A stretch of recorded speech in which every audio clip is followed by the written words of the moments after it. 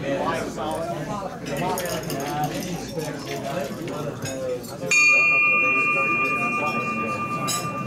afternoon and welcome to the Hickory Rotary Club. Please rise for the Pledge of Allegiance. I pledge allegiance to the flag of the United States of America and to the republic for which it stands, one nation, under God, indivisible, with liberty and justice for all. My country, 'tis of thee, sweet land of liberty, of thee I sing. And where my fathers died, land of the pilgrim's pride, from every mountainside let freedom ring. Cliff Moon has the invocation today. No, I'm sorry. Ann Williams has the invocation today. Let us pray. Father, we thank you for the many blessings that we each enjoy in our wonderful lives, not the least of which are our young children. We're dedicated to their education, to their care, and we appreciate the professionals that are with us today that carry out our intentions. Bless this food that we have eaten. Bless those who fixed it for us. And in Christ's name we pray. Amen. Amen. John Ross has Song of the Day. Well, here's our anthem to sexual frustration. Oh, shine on harvest moon up in the sky. I ain't had no love since April and June or July. Snow time ain't no time to stay outdoors this moon. So shine on harvest moon for me and my guy. Okay. Thanks for that. Not sure whether I'm allowed to laugh or not. We need a little practice. Time for introduction to visiting Rotarians. Mark. Big list today. From Lake Hickory, Robert Broom.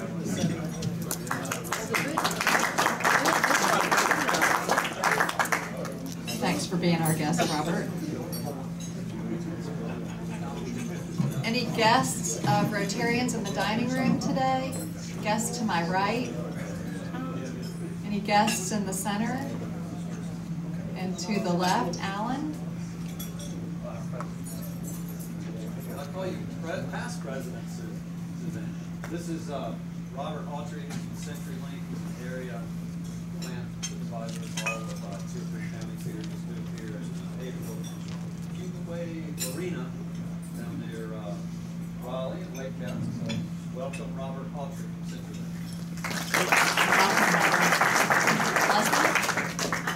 President Suzanne, I have with me today Kim Holden.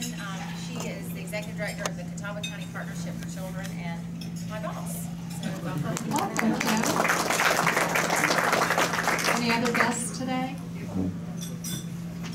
Okay. Time for the Rotary moment. Will Alan Finley please come on down and entertain us?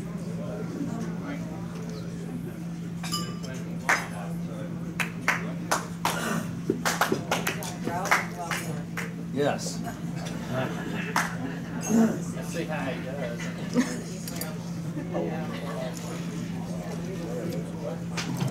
Thank you for that rousing round of indifference. Where's this side of the room today? We need more people. Can you guys bring some more members in over here? The left side is beating you. Let's see. Health of the club. I think the health of the club is doing pretty well. I did notice some cracking paint out on one of the columns on the way in, but I think the rest of the club's doing okay.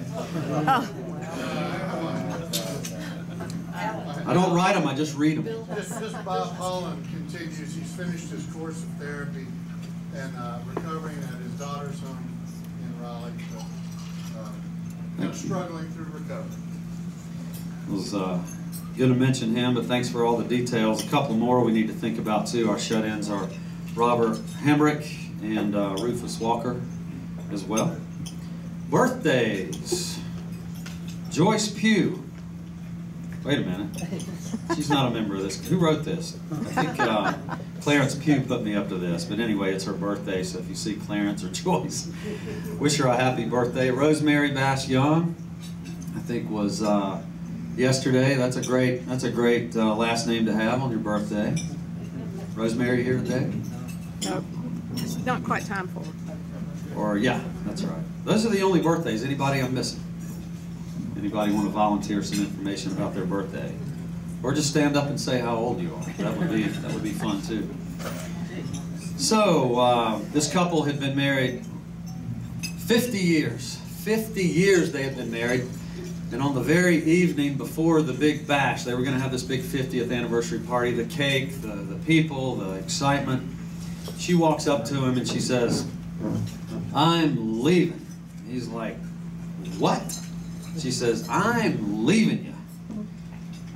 He's like crestfallen, of course. He says, "Well, what? Is there another guy?" She thinks for a minute and says, "There's got to be." Two old buddies are conversing, and one says to the other, "I just got back from this pleasure trip, this huge pleasure trip. It's one of the greatest trips I've ever been on in my life." His buddy says, "Where's that? Where'd you go?" He says, "It took my mother-in-law to the airport." So I'll give you ladies a good one here. There's an old guy getting ready in the bathroom. He's combing his hair, he's brushing his teeth, getting ready for the day. He yells into his wife in the bedroom. He says, "Honey, I don't really look 75, do I?" She goes, No, of course, honey, you don't look 75. But you used to." "I'll be here until 1:20. By the way, a great article, Michael Blackburn. Everybody read the spoke today. Great article.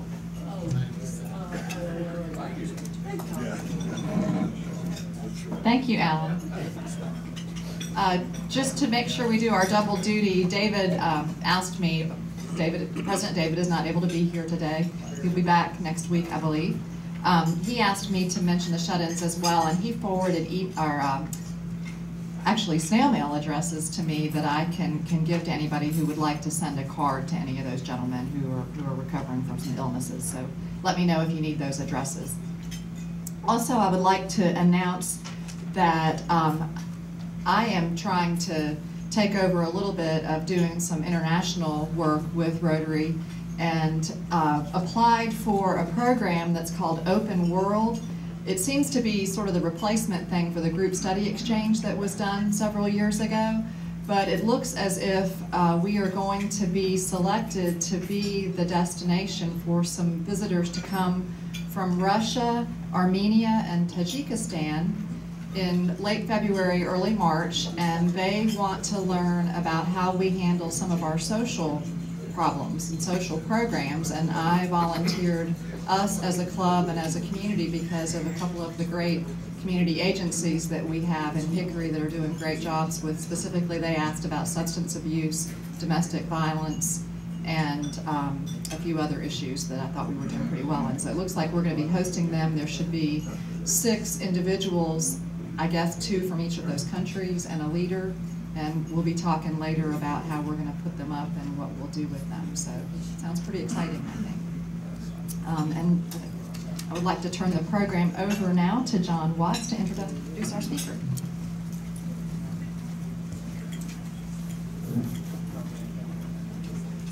Thank you, Past President Suzanne. Alan, I really want to thank you because I know that nobody will be thinking more about the Rotary moment than the program today. Thank you. My favorite current city manager, Mick Berry, got me involved with the Partnership for Children, and I haven't gotten away from it. The Spoke has most of the important information about our guest speaker today, so I'll let you read that to know more about her, but I'd like to help you be prepared to absorb what she's going to share with us. I ask your forgiveness ahead of time for using my industry as a stepping stone to what she's going to share. Warren Buffett says the worst investment in the investment arena is cash. He's very adamant about making recommendations about buying quality investments and then holding on to them for a period of time beyond 24 to 48 hours, as CNBC talking heads would suggest, and is investing. For years, we've all heard the greatest resource in this country is our children. They also represent the best place to invest in for the future of our community, our state, and our nation. This club has certainly been involved in that with the support they've given to the Catawba County Partnership for Children, and you should pat yourself on the back every time. What we all would like to know but cannot know immediately is, how are we doing? Is it working? Do the books make a difference? I would suggest to you that yes, it is working, but it needs to go further out for us to be able to really see that difference. How far out? How about 15 to 20 years? How about 25 to 30 years? You think Warren has held on to any of his stocks that long? I'll guarantee he has. The proof of the pudding to what you're going to hear today may well take that long. And wouldn't it be wonderful to see it? Our guest speaker is going to tell you what it should look like if we all get the point she's going to make, then we make that investment sooner than later. Please give a warm Hickory Rotary Club welcome to Lisa Finaldi.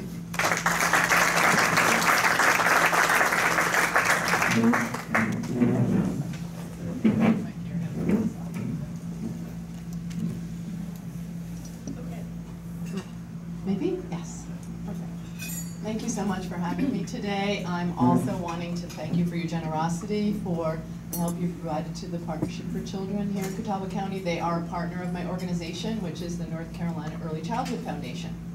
And for the next 15 minutes today, we're going to be talking about why early learning matters, and not just what's at stake for our children, but actually what's at stake for our entire country. And through this program, my work is to help build more public will and more political will for investing in our young children. So we're going to talk about some of the things that John mentioned, you know, what's the real dollars here in terms of providing these services, and what are the results. And I think you'll see that these investments pay off over the long term. So there's also a few videos in the program, so I'll be stopping to advance those. So my organization focuses on birth to 8, and the reason being is this is the most rapid period of one's growth in the human being. In fact, 3rd grade outcomes, how children do on their end of 3rd grade tests, whether they're reading well, they're at that right level with math, this determines their life success. And so right now our programs are mostly divided into, you know, preschool, childcare, and pre-K, and then kids go to school. But really, if we start to look at it more on a continuum from birth to 8, our children can be more successful. So this is my slide about why should you care.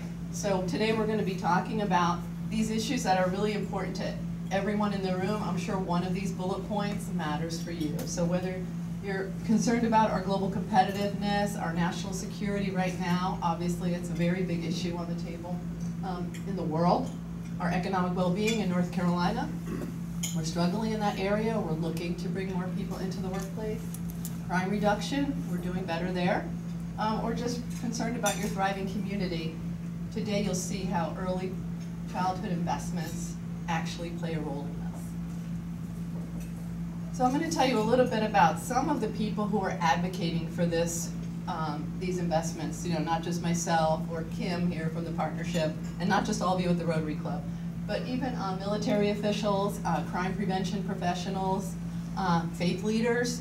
They are all out front speaking for our young children.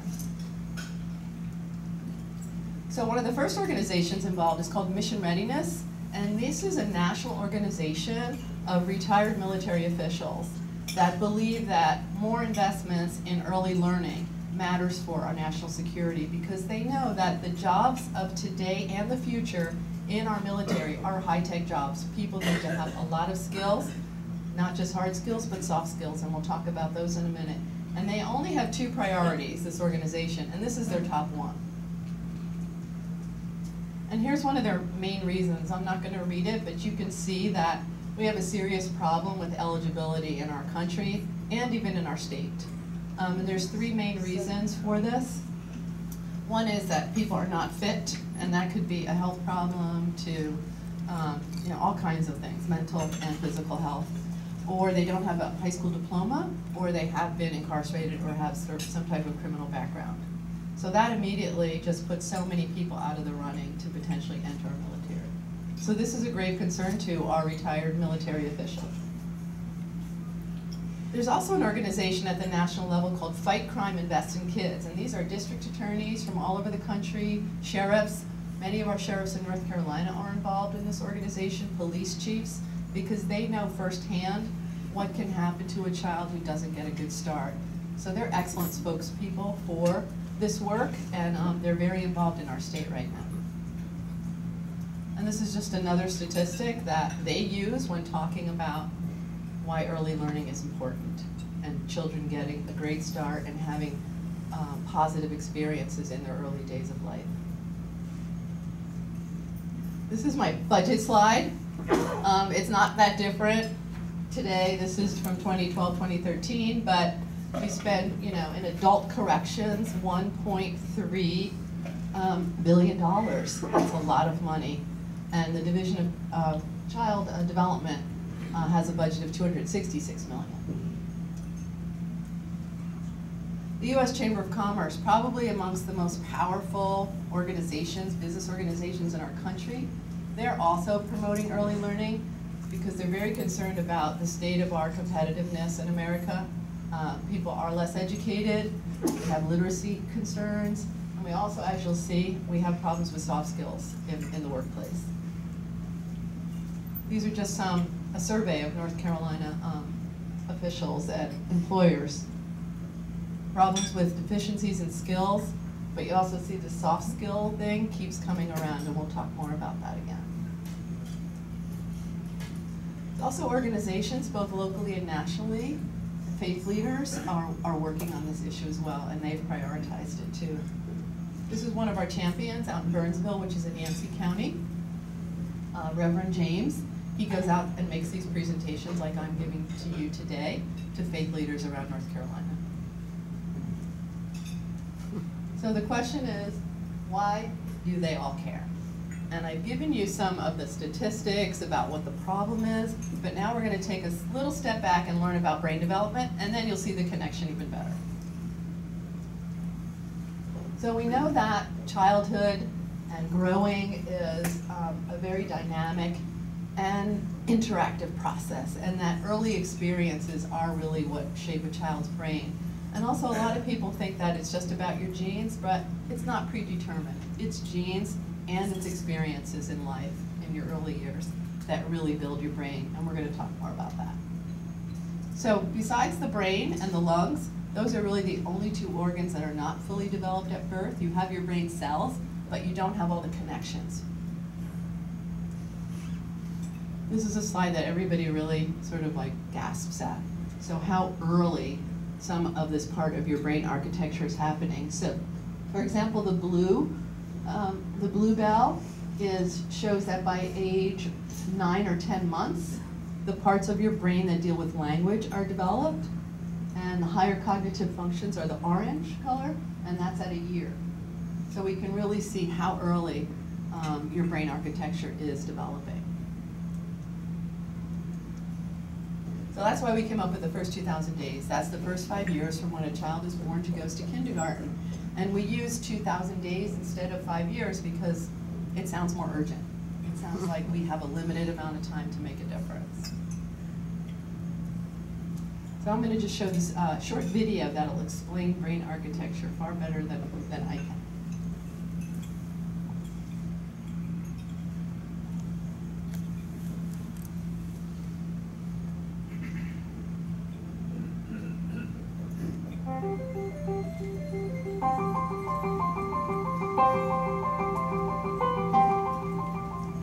A child's experiences during the earliest years of life have a lasting impact on the architecture of the developing brain. Genes provide the basic blueprint, but experiences shape the process that determines whether a child's brain will provide a strong or weak foundation for all future learning, behavior, and health. During this important period of brain development, billions of brain cells called neurons send electrical signals to communicate with each other. These connections form circuits that become the basic foundation of brain architecture. Circuits and connections proliferate at a rapid pace and are reinforced through repeated use. Our experiences and environment dictate which circuits and connections get more use. Connections that are used more grow stronger and more permanent. Meanwhile, connections that are used less fade away through a normal process called pruning. Well-used circuits create lightning-fast pathways for neural signals to travel across regions of the brain.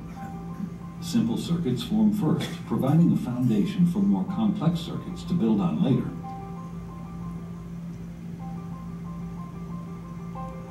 Through this process, neurons form strong circuits and connections for emotions, motor skills, behavioral control, logic, language, and memory during the early critical period of development.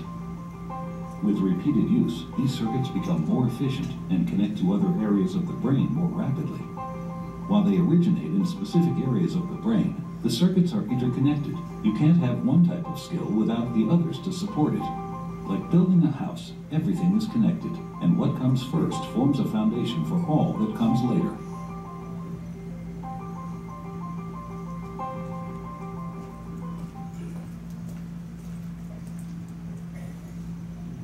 So just a quick recap. Our brains are built, not born. That there is that rapid growth and then pruning happens when the connections aren't used a lot or you don't get a lot of experiences to build those connections. And also that this process shapes how our brain is wired for life. So now you can see a little bit more about why these early years matter so much for our future learning and our future success in life. But we also talked a little bit earlier about the soft skills, and we do know that it's more than academics. And these are just some examples of, on the gray side on your left, of play for children and how that shows them what they learn in life and these soft skills. So you make up rules for games, then you understand how to negotiate. Or early exploration helps with creative thinking and problem solving. So all of this playtime is learning.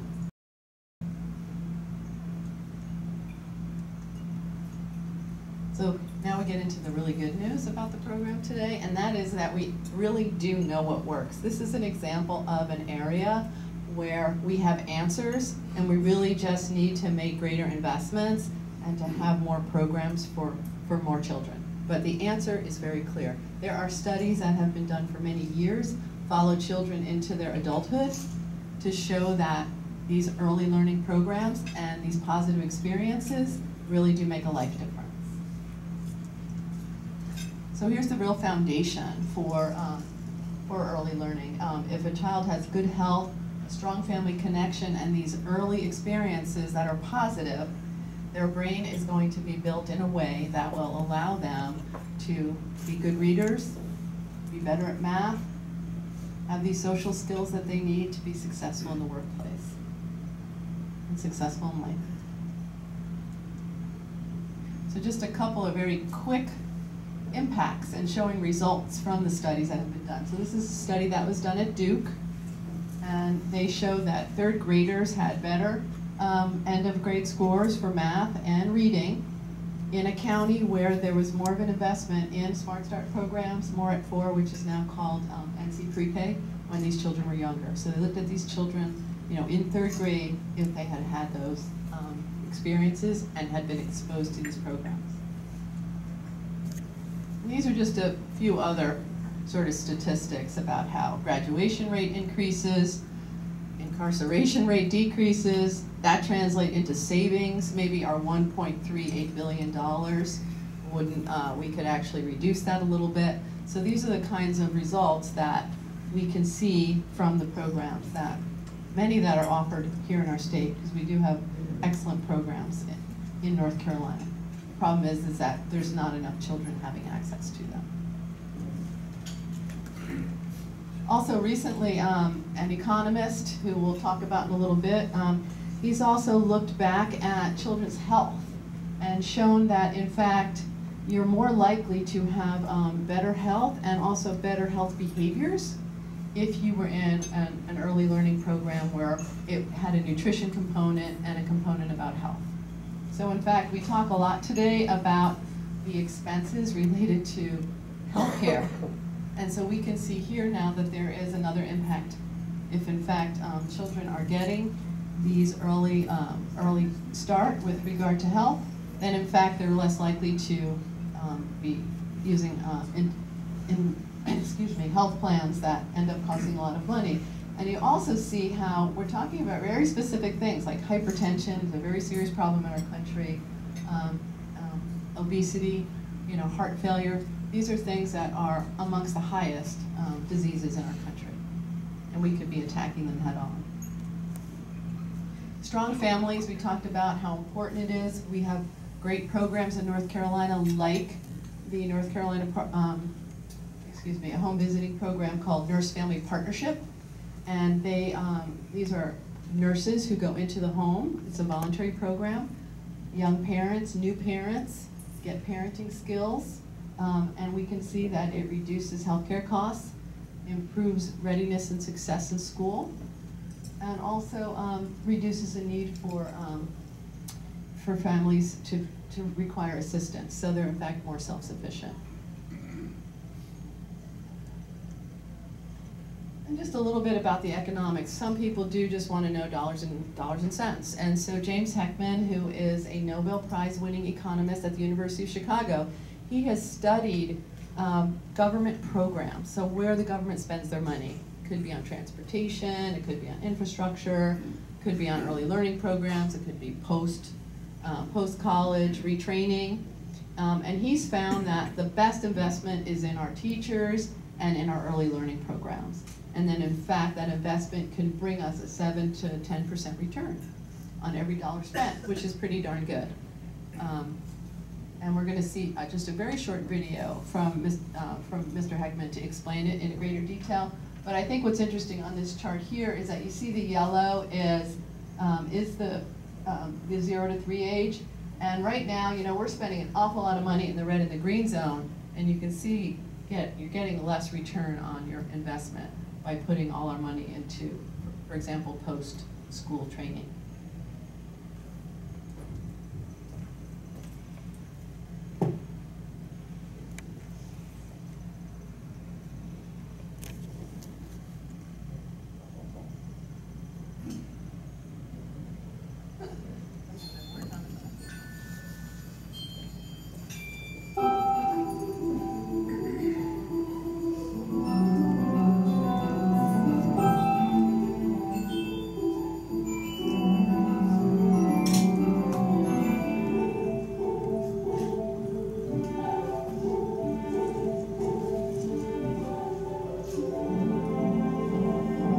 Everything we know in economics says the return on investment in people, especially very young people, very, very high. Right now, a lot of economists don't have a clue of what's going on. I mean, a lot of economists, and probably me included. But when we start thinking about how to get fixes to get the economy started again, we have to be a little more careful than we've been in the past. We have a big emphasis now on potholes, infrastructure, it's called. The new director of OMB, Peter Orszag, has actually written a definitive study of what the economic rate of return is to potholes. And he found that they're pretty low, actually. What I learned and became so important was that investing in people was as important as buildings or structures or roads, although those are important too. There are many projects out there, but few have the rate of return of early childhood investments, offering 10% annual rate of return. So for the same dollars, you can actually invest by training teachers and training children. But what comes out of it is a reduction in crime, the promotion of schooling, the fact that we're going to get a more skilled workforce in the future. There are very, very few government programs that have any return close to this. These rates of return calculations have not entered American political life to the extent they need to. This is not just speculation. This is not, I represent no lobby group. It's a piece of analytical work. Early childhood programs is one of the highest returns that we have on the docket right now available to make in American society. So it's foolish not to use it.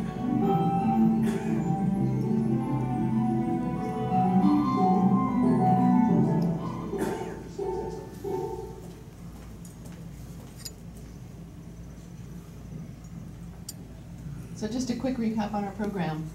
We talked about brains are not built, but they're are built, not born. We also using this phrase now with early learning professionals to say that they're brain builders. So that's what they do every day. They're helping build our children's brains. So they're very important people in our country, probably amongst the most important workers that we have. Birth to 8 is that critical period. We need to ensure that children are ready to go to kindergarten. These early experiences, positive or negative, have an impact on how the brain is wired. And this affects all our future learning and potentially your life success. And that the end of 3rd grade outcomes are critical. And we know what works. So now's where I talk to you a little bit about what you might do if you're inspired today to take some action. So we asked people to talk to another person about what you've heard today. Maybe one fact really stuck with you. A lot of people find the military information to be almost unbelievable.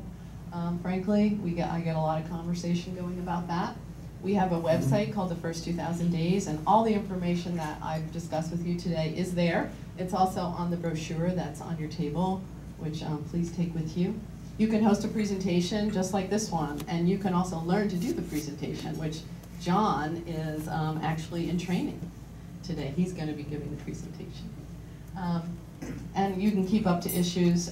We actually send out an e-newsletter every other Friday, be coming out tomorrow, and gives you up-to-date information, and you can do that as well. That's just about how to reach me, and I'm going to turn that back over to John and maybe have a conversation. Thank you, Lisa. That's right. On your table, you'll find booklets that have the highlights to what Lisa talked about. For those of you like me, whose brain is in overload and can't remember all these things, it's right there for you. And there's also a little form that she would like you to fill out, if you would, that just gives you a chance to put down your email address and talk about how you would like to maybe help with this program going forward. And if you would do that and just leave them on the table, I'll make sure we get them all picked up. Does anybody have any questions for Lisa about anything she said? John? Yeah, you talked about, I call it more at 4 still, sorry, I'm behind. But that there's not sufficient access to children. How do we address that? Jim, do you want to help me on that? Sure. Do you want this? It's a good thing I have a visitor today. Well, NC Pre-K is a program that provides a high-quality pre-kindergarten experience for at-risk 4-year-olds. So there are 2 challenges there. One is these are kids that are unserved right now in the community typically, and they would show up to kindergarten as a surprise. You know? So one challenge is finding them out there in the community if they're not interfacing with any other programs at this moment. So that's a challenge for us, and we work with our social services and public health, the WIC office, and school systems on that, trying to find younger siblings or children, for example. The other issue is affording the space for children to be in these programs. We're really lucky here for all 3 school districts to support pre-kindergarten. They host these children in their pre-kindergarten classrooms. We have child care centers that host these children, but these aren't free classrooms for people to administer. So it does take some funding, and we certainly need to pull down the state funding and then match that with local funding to create more opportunities for these children. So it's really both those things, finding those kids and then finding places for them to be served. Have there been cuts to funding for this program? Yes, there have been. To now, put it mildly. Yeah, right. Yeah, sorry. I mean, I have the same political agenda. Yeah. Yes, and we've been lucky in terms of we are still able to serve children. I mean, it hasn't gone away completely, so we're pleased with that. Right now we serve 330 kids, which is great. But we consistently have about 100 kids on our waiting list. Pennywise. Yeah, right. Can I add something to that? Sure. To really show the disconnect that's happening at the General Assembly right now, they took the More at 4 program out of the Department of Public Instruction and put it into the Department of Health and Human Services, which basically says we think of this as a child care program when it's, we heard the very foundations of education. So, we've just got to let our delegation know about the importance of this, and Kim does this extremely well if they would only give her the time of day. So. Behind you, Lamont. With the breakdown of the family, with some sections of our population having an 80% illegitimacy and single-parent families and so forth, how do your programs combat that, compensate for that, or is it influenced by that?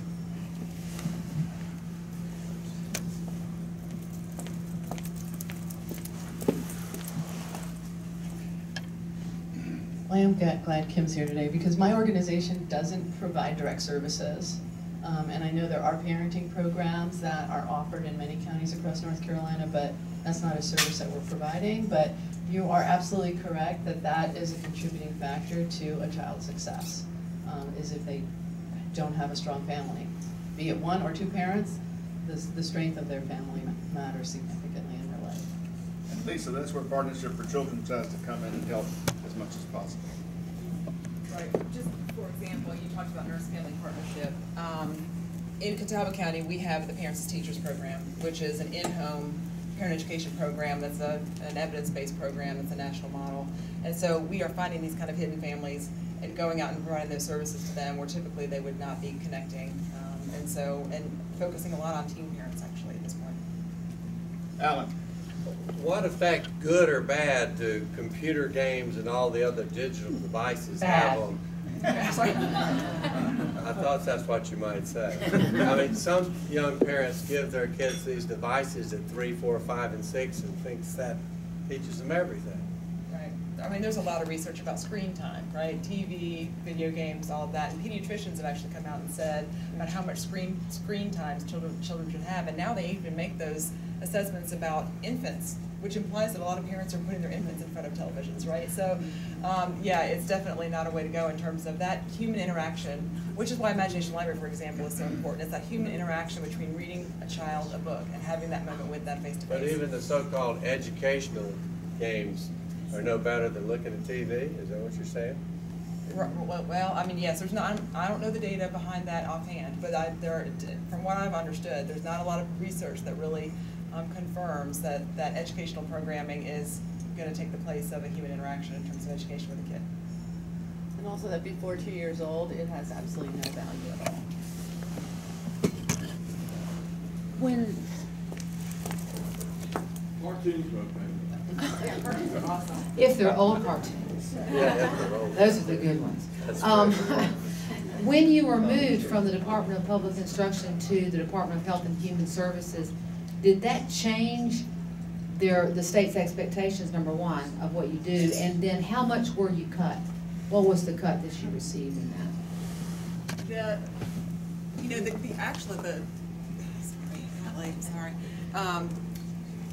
The standards for the quality of the classrooms remain the same. The Division of Child Development has very high standards in terms of what they want children, what kind of classrooms they want children to be in. So the actual quality of the classroom stayed consistent. At that point, I'm now forgetting the numbers, but it was, it was a 20% kind of cut at that point for us. And then we've been in the process of building some back. In this last legislative session, they did allocate more funds to NC Pre-K, which was a huge surprise and great. Part of that was because a lot of these are public school teachers, and they were getting part of that salary increase that they also voted on. So they had to accommodate that in the NC Pre-K budgeting. So they gave us more money to accommodate the teacher salaries for some of those that teach in public schools.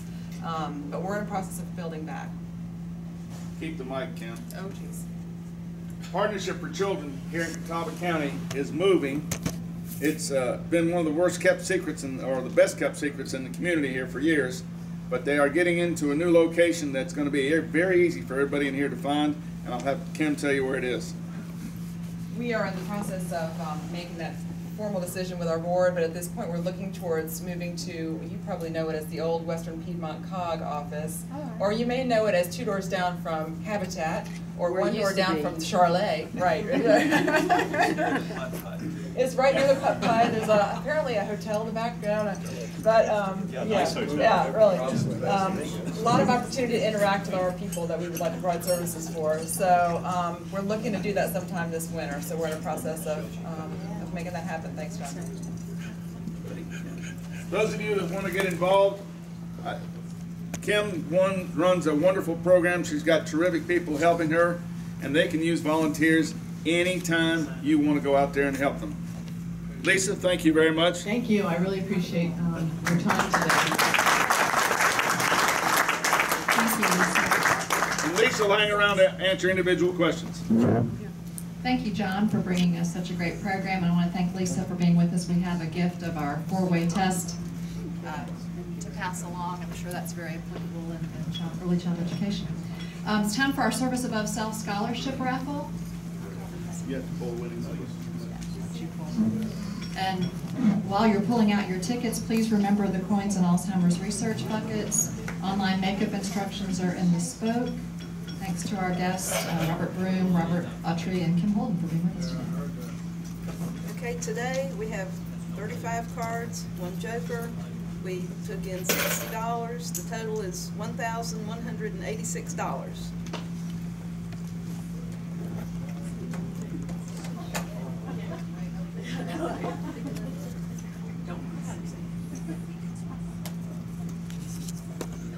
Winning ticket number is 552862. I missed it by one. Past President George Brown.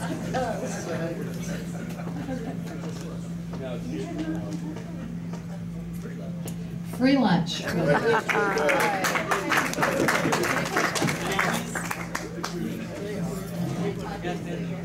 Please rise and let's close with the four-way test. As Rotarians, of the things we think, say, and do, is it true? Is it fair to all concerned? Will it build goodwill, better friendships? Will it be beneficial to all concerned?